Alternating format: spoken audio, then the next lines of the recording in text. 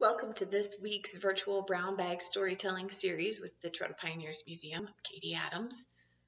Well, I miss seeing you all in person. It has been fun for me to pull out some of our reruns from some of my favorite brown bags throughout the years, and this is one of them. This summer there was going to be an all-class 1960s Steamboat Springs High School class reunion. That was canceled, and so I thought that I could pull out this brown bag from 2011 to help reminisce with you about the 1960s from your home. I had invited in 2011 a group of panelists to talk about their memories from the 1960s, and that included Vail, Lenore, Neish, Grace, Pat and Ruth McClelland, and Jack Sprengle. They came because we had just opened in 2011 a new exhibit on the 1960s talking about this decade of change and transition for our community as the ski area was just getting going and altering the identity and draw to our community. As always, you can visit our website for our new exhibits, up-to-date information on our tours and programs, and much more. That website is trottapioneers.org.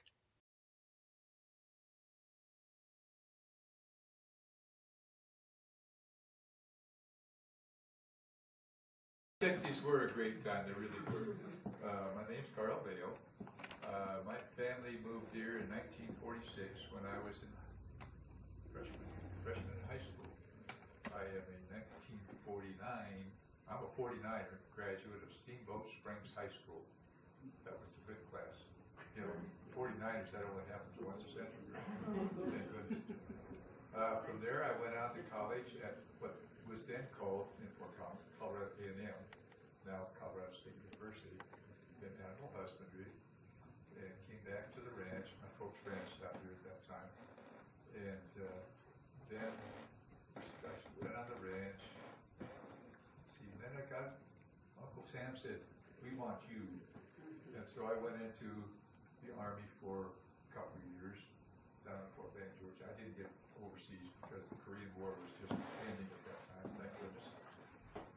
And then came back to the ranch and found that lovely lady that I call my wife, Janet Vail, and we've been together for 55 years this year. That's not too bad, is it? If you can stay together that long. And then in the late 50s, we moved into town because my folks decided they were going to sell the ranch. It wasn't making money. And so I went to work running the Steamboat Veterinary Hospital. And I did that for a long time, I think like 35 years or something like that. And in the process, Dr. Smith and I started a business called Kmart Incorporated for use. It's a product for use in artificial insemination in cattle. But we're still in business, so we're still going. And that's briefly a little history of Vail. Okay, it's your turn. My name is Elena Grace, and I was born and raised here in Steamboat Springs, as were my parents on both sides. My dad was born here and also my mom. And then in the 60s, I was 13 to 23. So, but just to give a little background, is that I was born here, and then we were raised on a ranch, and then in the wintertime, we lived in Steamboat, in the town, and we skied a lot. My sister and I skied probably every day, and that's about all we remember. Dad was in the ski president of the Steamboat Springs Winter Sports Club, and went on to the Rocky Mountains, and then so we were very involved in the skiing. And then in high school, about 63, we had the assembly, and there was a nice young man, very good looking, that walked across the assembly line, and he was brand new in school. And so happened that is John Grace, who is my husband. And so we were high school sweethearts. And then graduated, went to college at Colorado Women's college in Denver, and graduated in '69. So did everyone. Those years anyway, pretty good. But I'd also like to mention that right here is my cousin Marcia Brown, and so we also have a lot of memories growing up here in Steamboat. Like smoking straws in the top loft of the barn.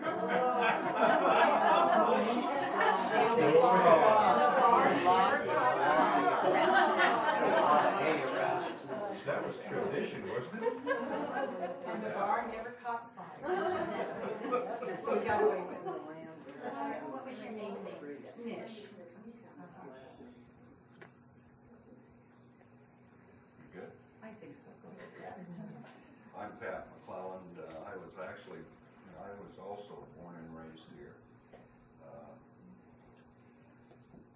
My family, my grandparents, I'm pretty sure my grandmother came here covered wagon in 1886, and my granddad came in about 1895, and he was horseback from Illinois. And so, go way back.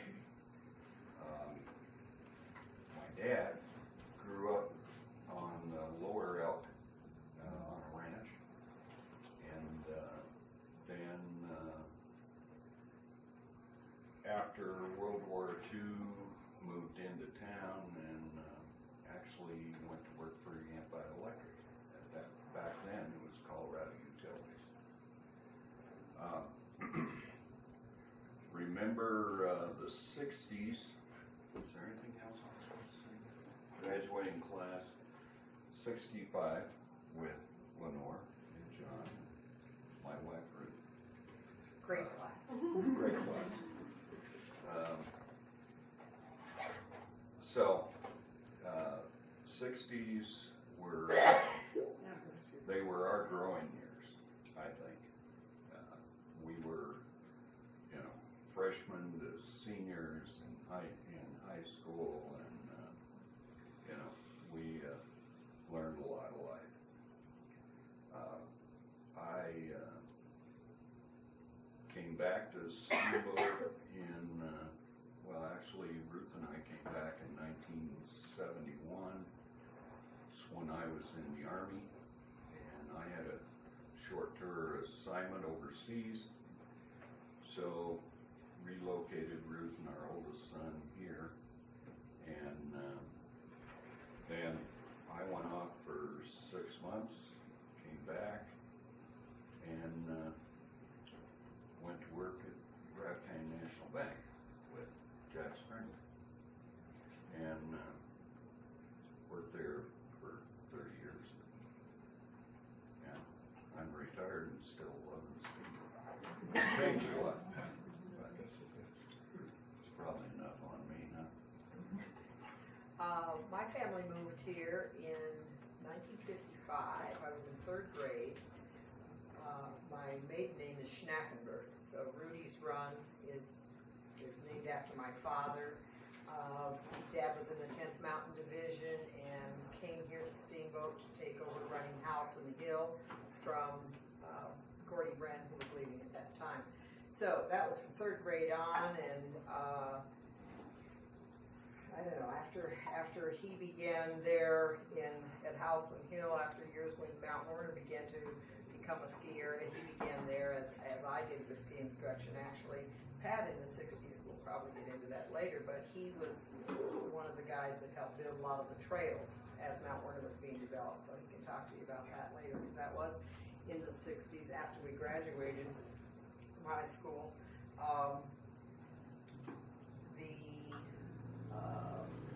Years when we came back, actually when I was a senior in college, we both went to CSU, didn't even date each other, we were just buddies all through high school, all through grade school. So we didn't really start dating each other until we were seniors in college, and then we ended up getting married after that. So that was kind of fun. But I remember the old A-frame at Mount Warner as it was beginning there, because during all of those early years of high school, Lenore and me and Sancy would all be ski racing, and there were no lifts, so we would go ahead and ride in Jeeps on each other's laps up all those switchbacks that are still there to get the top of Christie Lift to run our ski races. So we had lots of good memories about that, and then once that finally opened and I came here to do my student teaching in the high school here in business, that senior year of college, I remember a lot of fun times as the mountain was being developed, and we continued to live here after that. Don't have a plan to leave. I'm Jack Sprengle. My folks moved here in 1941. I've been here 70 years now.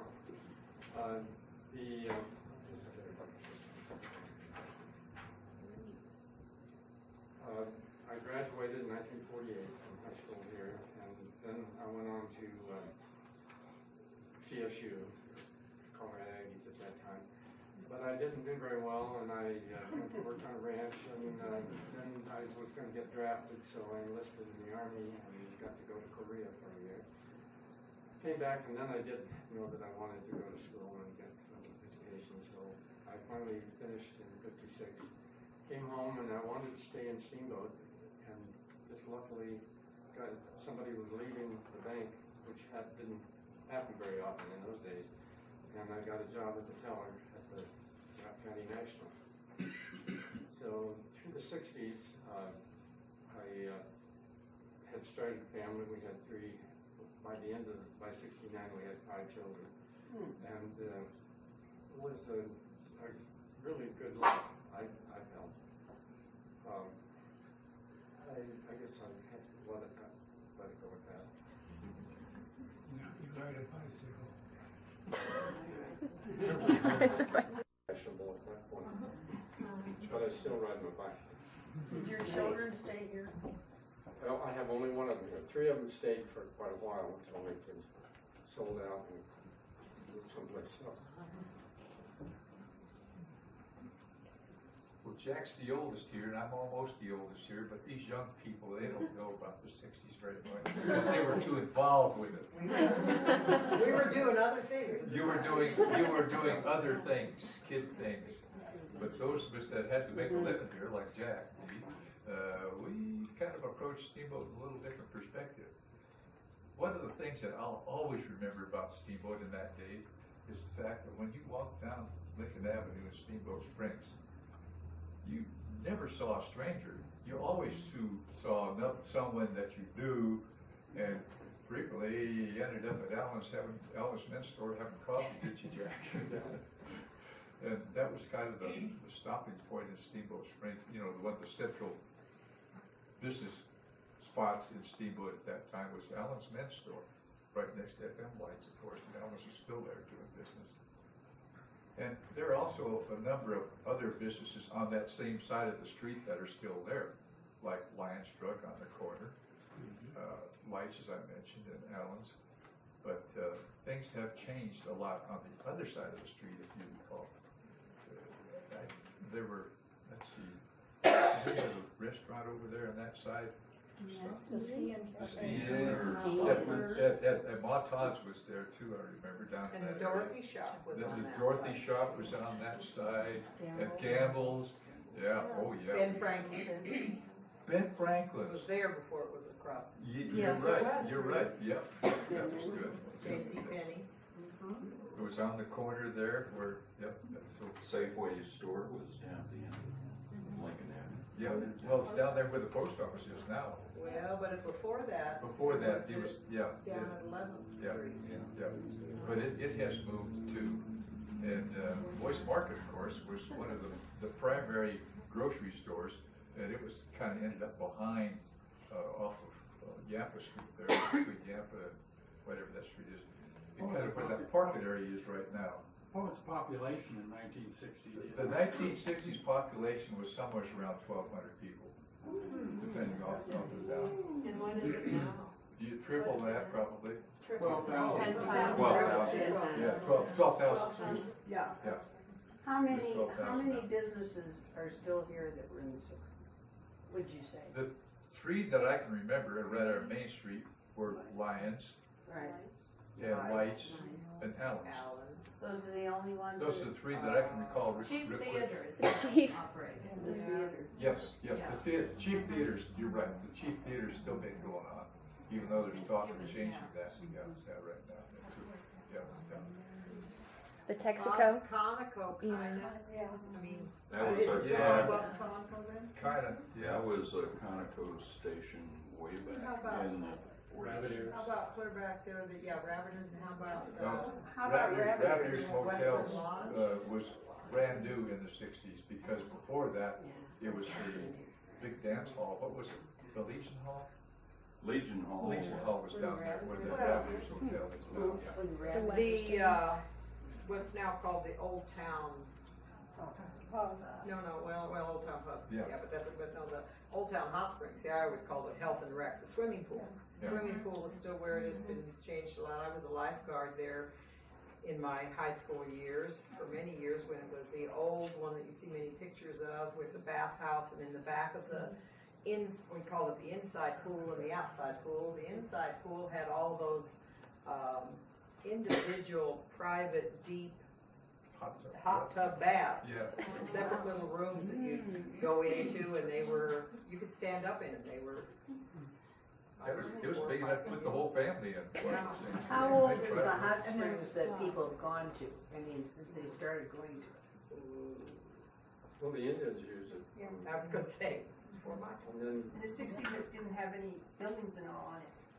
they developed a building there pretty soon.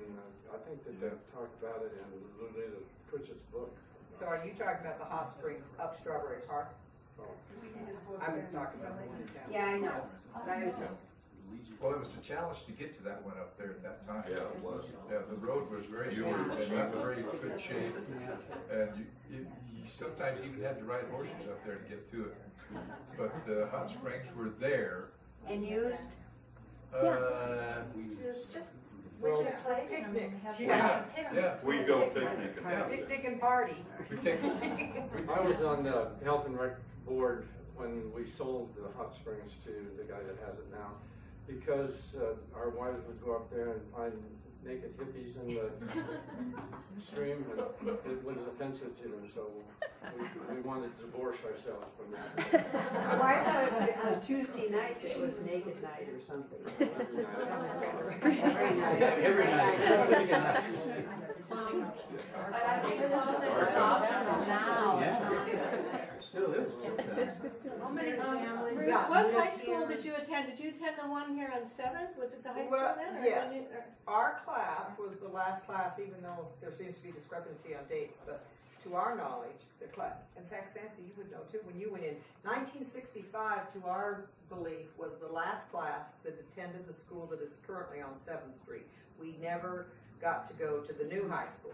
So it definitely was after 65. Some of them are saying 69, but you were 67.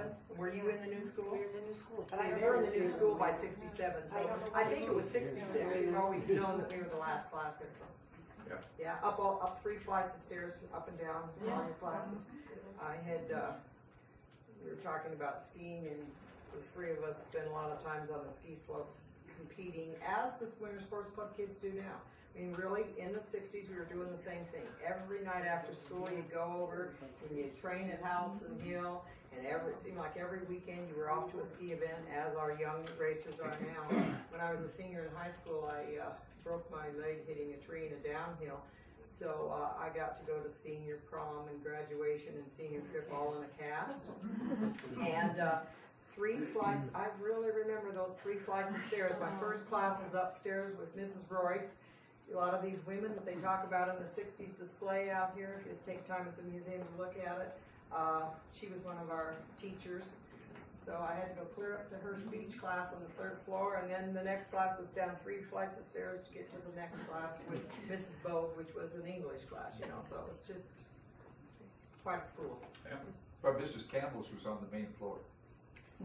Yeah, it was in the corner on the 3rd floor. But then we had to walk outdoors to go over to the band room. Yeah. Right. So But we didn't even have such a thing as a band. What are you talking about? Band room? The band room was the hospital, that's It was where I was born. yeah, I was born in a band. it was the hospital at that time. Yeah. Things do change, folks. How many people that were in families in the 60s, and now this is 2010, were families living here? Did they move because of the growth, or have they stayed here? Have they been able to financially stay, or did they sell out when they had big properties and could make money? I'm just saying, as far as the people that, like your children's children or something. Well, my children are still here. They're both in business here, and I think several of the others are here too, as was mentioned. But you know, things change, and it's always a little rollover. But back in the 60s and the 50s, I remember specifically, the families that were here were long-time families and had been here for some time. And gradually, of course, there's a little rollover, and all these new people coming into town that you didn't recognize. But there was a constant changeover, but it didn't really start until when Steamboat changed from a summer tourist town to a winter tourist town in the 60s. And that's what happened. Things started to change so far as families were concerned too, because these families came in to be involved in the ski business, if you will, not just to go skiing for fun up on Holliston Hill. That brought them in. Yeah, and that's what brought them in. Yeah. It's a major change. Yeah. And I graduated from high school in 1961 and was born here, and family has always been here and still is, but we were gone 35 years, and we'll come back in the summer and camp out on farmland and come back for family. But we didn't stay here. Probably because my husband said, no way am I going to stay here. But now we're back and have a home here. Oh. And I find some of the people my age are doing the same thing. Yes. You know, we go away, have our careers, but we've always wanted to return to Steamboat, despite. And we would hear a lot of criticism of how the town changed and how people who stayed here didn't want change, some of them. Keep the olden days, whereas the new influx was bringing change. Just happened. But there's a lot of us of that age that are coming here for the summer too. Yeah. And we kind of go different places. Well, I have to admit, like we live when it gets too cold. I'd say out of our graduating class, there was at one point in time, a few years ago, I could name 20 of us, graduating class of 65, that still live here. Many of them you know, Well, the class of 48, there were two, Jim Krumstein and myself, that found jobs in town here. The rest of them either stayed on ranches or had to go away to find work. But by the 60s, things were picking up and there were more possibilities for kids to stay. Well, and that was the good thing about the change, because it opened opportunities to where young folks could stay. They could find jobs. And again, I think it was the ski industry that Basically it was. You mentioned the Steamboat High School senior trips. Where did you go? Where did you go every year in the 60s on the senior high school trip? I can only say, Very a far lot of away. times they go to Denver. So our class specifically went to outside of Estes Park to a dude ranch. That's where we went. Remember the traffic in Estes Park then? I thought, my God, this was awful. Because we didn't have it. So, We went to Denver, and we went to Gates Rubber Company, Mint, City Park, Ice Capades. It kept us really, really busy. And we didn't stay overnight. We just stayed up really late and came back. We could not stay overnight. Yeah, but I think we went to Denver afterwards too, didn't we? Did they let you afterwards? I don't know. That's I remember Celebrity Lanes was another place, down in Denver, we go through that. So. I'm from Connecticut, and as I came here and saw the land, I kept seeing Conestoga wagons you know, all your people getting here on the, how did they get over that mountain from New Hampshire? What about the original settlers? Where'd they come from? Who are they? Who were they? Maybe your grandparents. Well, James Crawford did a presentation here about 2 or 3 weeks ago about the Crawford family, the original Crawford family that started Steamboat Springs. Oh, that's the one I should have been at. 1880, whatever it was. And he presented some good information about how they got here. And the fact that it wasn't easy to get here to Steamboat Springs. No. They had to take a roundabout route, if you will, up from I think they came from Wolcott. Wolcott. Because that's what he said. from that down was stamped south. on all those, right. The luggage. Right. So, And even just like after the stagecoach started coming from that direction, it was still not a very good road. It was a tough. Was it like 3 days, I think, from Wolcott up here by stage, something like that. Would you tell us a little bit about Brooklyn? Me? I don't know No, About the, Oh, Brooklyn, Colorado. no, Brooklyn right over I'm here. thinking Brooklyn, New York. It's in my no, that neighborhood. he knows where I'm. Yeah, he knows. And when it's, what, the history behind that and so on? Well, I don't know. Jack, could you tell us a little bit more about Brooklyn? It was pretty well shut down, but It was. It had pretty well shut down. There was, at the Prohibition closed all the saloons over there. And there wasn't anything, by the time I came to Steamboat, there was just homes over there. Well, how far back did that go? The history of that? early 1900s. Yes, it started up back in the 20s, you know, before Prohibition hit. And there was a lot of saloons, we didn't call them nightclubs back then, party places to go. But actually it was even before our time, that when it was shut down and it became a nice community over there. You know, it is right now. It's a pretty nice community. Well, the reason that Brooklyn was where the saloons were was because the Crawfords put a deed restriction in anything that had been in their homesteading. Had a deed restriction that no alcohol could be served. No alcohol sold. No, but wasn't Right. that a red light district? It was. It And was. the deed restriction ended at the river. Right. So much like Brooklyn, New York, across the river is how it got its name. And that was the red light district. For I think you're right. 1910s, pretty early. Yeah, it was pretty early. And there was no bridge. You had to pay the consequence if you wanted to go over there.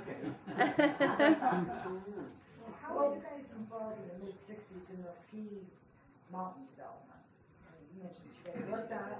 Well, these two in the middle there were more involved. Yeah. Well, you had, if you were, what, the vet at the time? You must have some kind of connection. But I couldn't afford to take time to spend a lot of money out there on the mountain. And my little bit of skiing that I did was over on House. I skied the mountain a couple of times. But what we got involved with was cross-country skiing. And that was great back then because you had some real boards that you skied with. They were about that long. And we would start at the top of Rabbit Ears and go across to the top of Storm Mountain back then. It was called Storm Mountain and ski down. And that was an all-day trip and a fun trip, a real challenging trip, but a fun trip. And then we'd stop down where the A-frame was for a little snack for our good friend Ralph Selch, who ran the place, and I'd known Ralph for a long, long time. And called him Stretch because he was 6'4", no 6'6", 6'7", something like that. Basketball player. But and when you got down to the bottom of the hill, that's where you went. You always had to go for something, you know, when you got down to the bottom. And we would take 2 cars, park one up the top of the top of the mountain there, and that was when Route 40 was not where it is right now. It was over there where the lake is. And there's nice parking places over there. And we parked there and ski across the top, all the way to the top of Storm Mountain and ski down. And then have another car parked down at the bottom. Group of us would go that way. That was fun. That was a challenge, but it was a lot of fun. it was pretty much the dream of Jim Temple, I believe. Yes. And John Fetcher had a lot to do with it. And Marvin was involved. And Marv was a little later, but they started construction and finished the Christie lift in 1962, I believe. And then Buddy Werner was killed in '64 after the Olympics. And so the name of the mountain was Storm Peak, and it was called. Just pass this around to the. Yeah. That's the way it used to look. You want to talk? Well, I can talk about it a little bit. It was Storm Mountain Ski Company, and I'll get to this in just a minute. But so they cleared the trees and built the Christie lift, and basically all out of volunteer work. There was not a lot of capital to invest in it, a little bit, but not a lot. I think John found the lift as a used lift somewhere, and He brought some farm equipment. he brought farm equipment in. Fetcher Ranch up north of Clark. Yeah. There's actually a great video that I know Betty Lockhart had, because we saw it at a ladies' thing that I go to, called The Building of a Mountain, and it's about Jim Temple. Do you know the name of that? One Mountain, One Dream or something. Something They like made that. it If you're interested for his in that, memorial. that is an awesome little video to check out, because it'll tell the whole story. So, when Buddy died, they decided to dedicate the mountain to Mount Werner. And so they took snowcats in from the top, and Yapa Electric just happened to have a snowcat to check lines. And my dad got to drive, so I got to go along and we ski jored behind the snowcats and went up, and it was Marv Crawford. Marv was he was kind of the head of the deal then, running the company. And I can't remember, of course, John Fetcher. I can't remember Gordy? everyone else. Was Gordy there? You know, I don't know if It was Gordy. later. I don't think Gordy Gordy was had there. left. He was not involved Gordy left. originally. He was later. He was later. He came in about '67, I think. But so they pulled us up to the top of the mountain, did this dedication ceremony, declaring the mountain Mount Werner, and then we all just skied off. Well, it's in the spring. There's nothing cut, and we're all on alpine skis. Yeah. But we're on the crust. Yeah. So we skied down, and the crust was break. Well, the only thing that broke was one guy's leg. It was my buddy Jim Klein. He ran into a tree. We were skiing through the aspens, and he hit a tree and broke his leg. And luckily, Marv Crawford was right behind us, and so I just hoisted. I took Jim's skis and poles, hoisted Jim up on Marv's shoulders, and he skied him out of the mountain with a broken leg. And then the next summer is when they got serious about building the Thunderhead lift. And so I got a job with Marv to be on that crew. And some of the local guys that were on there were myself, Jerry Elliott, Bruce Richards, and we were the young guys. We were the timber cutters, and then once we got the lift line cleared, and we were actually clearing the lift line in snowbanks, but they were going to come through it with a cat later so we could stump them out high, and the cat could get a hold of the stumps. So we went up in snowbanks and started cutting trees, and we cut, that summer we cut the Thunderhead lift line, concentration, and I think those were the main ones. Some over on Vagabond and Simi. What's the one over on the edge? Regan. See ya. Voodoo. Yeah, but off the top of, okay, anyway. So, we cut those and then we start setting the lift line and putting it in. And so all of us went from lumberjacks basically to concrete guys, and I'll never forget, I'd taken a surveying class, and John Betcher said, "Do you understand surveying?" So I want you as my helper, because I'm setting up the lift line for Thunderhead Lift. So I went up with him and set the transit up that. So I started setting the transit up, and I said, "John, what's your reference point for this lift line?" And he said, "You see that red car over in Holscher's back?" He said, "I want you to reference the left headlight." And I looked at John and I said, "John, that car could move tomorrow. And your whole lift line's gonna be screwed up." He said, "No, he won't move it, I talked to him." That sounds like John. It was anyway, it was, so you can kind of see what the mountain looked like in the fall of '65. He never did retire, did he? And he died. No, never. He died doing his job. Was that land private land or was it government land at the time? It's government land.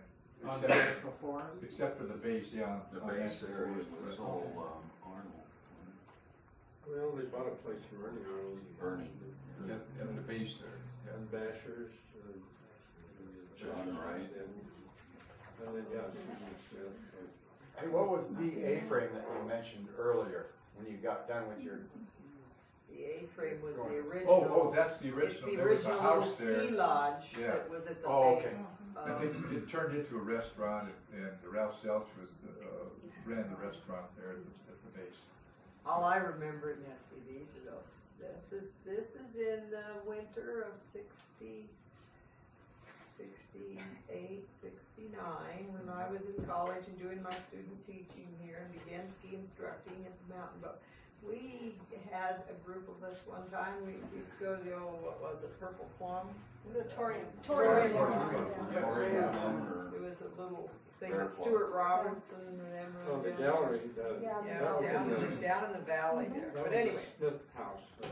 Oh, was that the old Smith House? Yeah. See, I didn't know. Torian owned that Well, place. anyway, we went in and a group of us went in and got some of the cafeteria trays from the A-frame, and we took them up at night, and it was, boy, they made great sleds. And we'd all hook hands and go on down there. Probably were about 20 of us. The next day I'd be out teaching this private lesson to somebody. Of course, then there was only just a little palma lift or something going. And boy, I've seen cafeteria trays all over. Those were not published times. You talked earlier about when you went over to Estes Park and saw all the traffic or going to Denver. And I moved here in 1969. And what I remember, at least traffic-wise then, is that there weren't any stoplights. I mean, you guys didn't have. Oh, yes, let me tell you about the Wasn't there stop. just one? I think there was one. It was like at 8th Street or some weird Yeah, it was right intersection. there at the Harbor Hotel. Okay. And 7th Street. let me back up to the early 60s if we can, because at that point, there was a red light hanging up there in the middle of the street. And the phone company was there in the right across from the harbor. What was it? Where Bojo's Pizza is now. That was the telephone company there. Okay. And both of my sisters were operators at one point in time or another there. And the phone company changed from an operator to a dial system in the early 60s, but that's irrelevant. Because if somebody was having a problem and they needed help, they'd get an operator, and the operator would turn on the red light, and Charlie Shell would come over and check with them to say, okay, what's the problem, where do I go? So it was all a very personalized approach to things. Yeah, very systematic. Charlie Shell or Cody Shedd, whoever was on business, you know, at that time. Yeah, because I remember, I mean, even early on, most of the stores and everything closed fairly early. Well, I mean, the El Rancho would still be open, or part of the Harbor Hotel would still. Harbor Bar was open. But I just remember, you know, after a certain point, you could probably roll a bowling ball down the middle of Lincoln and not hit anything. Because and I had to agree too that I remember knowing everybody by their license plates, by the cars they drove. 28. Yeah, and I have a WZ license plate. so I'm do, really I still have, yeah, I still have my Still have WZ. I'm WZ 604. But I remember when the WZ plates started getting into the 4 digits instead of just 2 and 3, and people were like really shocked, you know, starting to get into the thousands and the 2000s. There can't be that many. Yeah, exactly. Yeah. We moved here in 1962, and so we moved here from Craig, and we couldn't find a place to live. There were no houses. There were no houses for sale. And the one house that my husband worked for the government was replacing somebody else while a Forest Service person took it. So we couldn't get that house. So Dr. Price at the time was building a new house up in Village Green, and so he was moving. So we were able to buy his house then, but we paid what for it? $14,000. You know, it's still standing, but 2 of our sons were born in the old hospital, and there were only 2 doctors at that time, Dr. Price and Dr. Richards. And, you know, it meant so much to us to live here during the 60s and all that 7 years ago, or 6 years ago, we moved back. And it's, you know, because it just always meant so much to have our children grow up here. We had to leave when the oldest was about 10. But it was just the place. They could ride their bikes to play Little League ball across the river and things like that, you know, you didn't get a lot of places. And none of the streets were paved then, too. That's another thing. Well, that small town feel and knowing everyone, as Carl had talked about earlier, really is one of the things that I've always loved. And I remember going off to college at CSU, and people would just, I mean, I was just used to always walking down the street and saying hello to somebody, even if I didn't know them. And here I'd be going from my dorm clear across to the student center and stuff, and I'd pass somebody. I mean, you know, I mean, if there were crowds, you wouldn't, but still, if there was somebody coming, I would always say hello to them, and it was almost like they're going, what is she doing? And I know, I worked at the Ski Corp for 30 years with the ski school, and it's something that not only the ski corporation, but the community itself has always tried to keep that friendliness here. And all those years that I taught skiing, without me digging for it from my clients, they would just say, this is just the friendliest place I've ever been in. You know what, people are just so genuine, so friendly. So we hope that clear from all those years of us growing up and the things that brought you back and many people back and bring people here to visit, we hope that continues. And all of you were a part of that. You know, my pitch to Dale Scott back in 1971 when I was asking if I might be able to go to work for the bank before I went overseas was, said, Dale, you know, I went through college in the forestry department and I have a hydraulic engineering degree. So I don't know what kind of businessman I'd be, but I'll tell you one thing, I know everybody in Steamboat. And that was my whole pitch. Very good. Well, I knew every dog in Steamboat.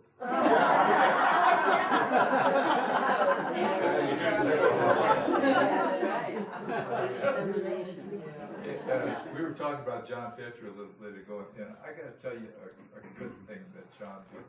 We moved up to Val Verdun up on History Falls Road in '63. We were the first year-round home built up History Falls Road. And at that time, you went up the road, the original first right past the swimming pool. Yeah. And that was a steep sucker, 15% grade, and in the springtime, you better have a good four-wheel drive Jeep because the mud was like yay deep and piled, and so forth. Anyway, we got up there and no phone service. But, of course, they hadn't, telephone company hadn't gotten that far yet. We had electric, but we didn't have any phone service. We had electric back, thank you. But Marvin Elkins had a cabin further on up the road, and being the situation that he was in, why, he had a phone line run all the way up to his place. Well, John Fetcher had just pulled a bunch of phone cable from Clark because they had done all new cable up there. And he came in one day at the veterinary hospital and says, Carl, I got to help you out because you need a phone. And he talked to Marvin, and Marv said, sure, tap into it. So John ran a phone line from where Marvin's phone line was across to our house, plugged it in for us, and said, thank you, it's a pleasure to help you. And that was it. There was no charge, no, you didn't have to pay any attention to him after that, but he was just that kind of a guy. But he did things where you didn't realize that he'd done them, that kind of thing. What do you think brought them here? They came from the New England, from the East Coast. From the Minnesota area. Oh. The Fetchers did. Oh, really? Yeah. Well, weren't they schooled in the East? They were schooled in the East. Yeah, they were schooled in the East. They were schooled in the East. He and Stan both were schooled in his brother Stan. Yeah, I just wonder what brought them to a place like this. That's a good question. They wanted to be cowboys. Huh? They wanted to be cowboys. His wife was from Smith College, and I think she had a connection with Prairie Mansfield. You're right. You're right. Yeah. What did she say? She had a connection with Prairie His wife. Mansfield. Yeah, with Prairie Mansfield, right. And they had come out here to visit.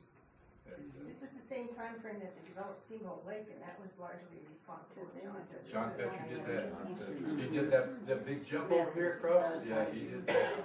He did all kinds of things. Yeah. He was the engineer for Catamaran. No, Stagecoach. Stagecoach. Yeah, Stagecoach. When did Stagecoach go in? 70s? Yeah. Yeah. Stagecoach went in the 80s. Stagecoach went in 19... Not the lake, the ski hill. Oh. Yeah. The few runs that were there. It was only open 1 year. Yeah, it didn't last very long. And I skied it that 1 year too. Yeah, no, we were married and I was pregnant with our first daughter. And I remember going up and it was nothing. It turned Nothing. to purple. But it was fun. We still ended up skiing down and it was fun. I have a question about Vietnam during the 60s. You went in the service afterwards. So you didn't serve. Was there any protest at all in Steamboat? Yes. Yes. Was there? D. Richards. Oh, sure. Yeah. Some stuff in the paper that she. Yeah. Well, there was. It was down on the corner by where Lions Drug is, and who was the guy that was Ed Ruth's brother-in-law that lived up on Graham? No. No, Jay. McFarland. Yeah. He had just gotten out of the army, Right. and he was kind of the pro-army, and there were some other people that were in favor of stopping the protests. The only one I know was down on the corner of. D had some articles in the paper. Yeah, too. D ran some articles on that. And I don't remember what her position was. I think she I was. can't remember either, but I remember some articles. Well, she had Bruce serving in Right. Vietnam. Yeah. She sent. And Dick too. Yeah. Both of them. I think both of them. She was secretary of the Rep.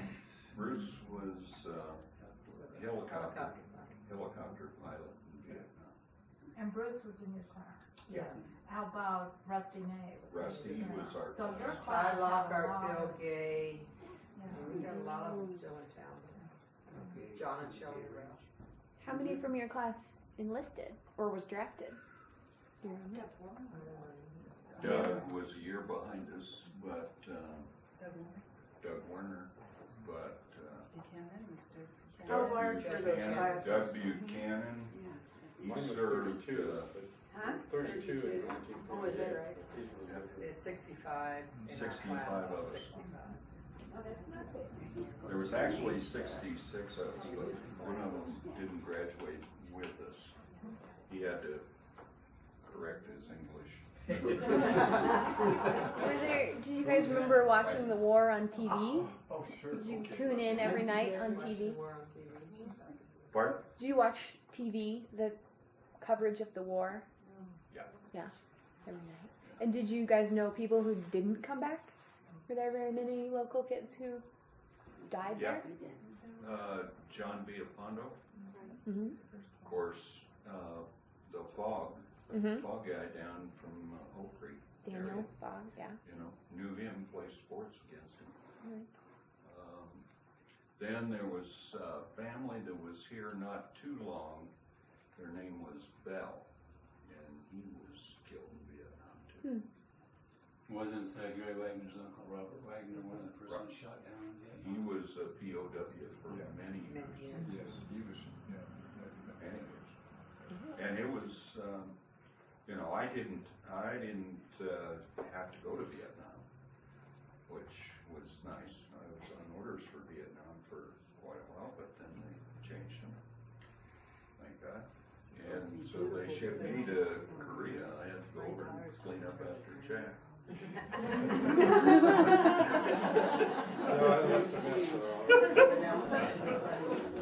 So, but it was amazing coming back when you came back, and even in '72, you know, they didn't end that until '74. And when I came back in April of '72 into California, flying into San Francisco Airport, it was not a welcome sight. Really? Because you're in uniform, and I mean, they just, they hung out there waiting for soldiers to come back. They treat you all the same no matter where you came from. Right. She mentioned television. Tell them about TV reception in those days. I'll never forget when we got black and white. Yeah. It was what, 1955? Remember Walt Weber had one in his store down there? I know. He brought the first TV in, and I don't know how he got reception here. I can't remember that. But It was a big tower. Yeah, he had a huge tower in front of the store. And he had this neat little television, black and white, kind of roundish screen television in his window there.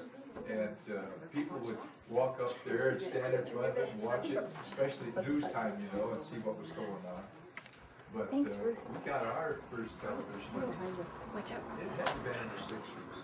When we first got our TV. I thought we got one in the late 50s. Well, you might have, but we personally got one in. I think we were in the 60s or late 60s. Yeah, it was at least 60s. And my dad loved it. That's what I can remember. Sit there and watch the test screen. The snow. Just the snow. But it was different. It was a challenge. Well, when did Perry Mansfield start? 1914? What? 1914. 1914, I think, something like that. It's been around for a long time. For something. It was called the dancing camp. We got to the dancing camp. Lenore, did you go to PM and write? Yes, I did, but it was not through the Perry Mansfield promoted an instructor or teacher, was Suzanne Jones, who came out from New Mexico and held the horsemanship classes at that time, so I did do that.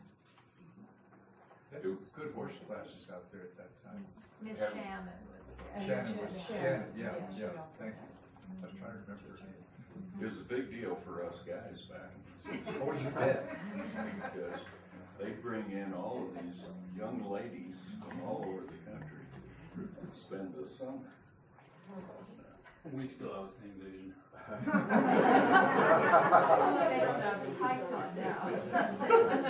When I was in high school, I worked at the drugstore, and I always did my schedule so I could be at the swimming pool when they brought the girls in.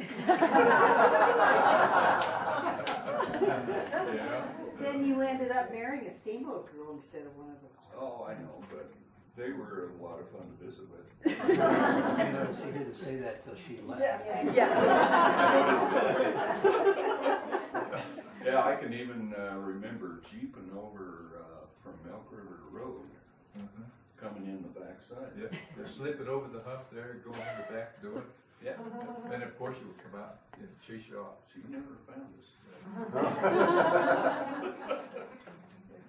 Men never change.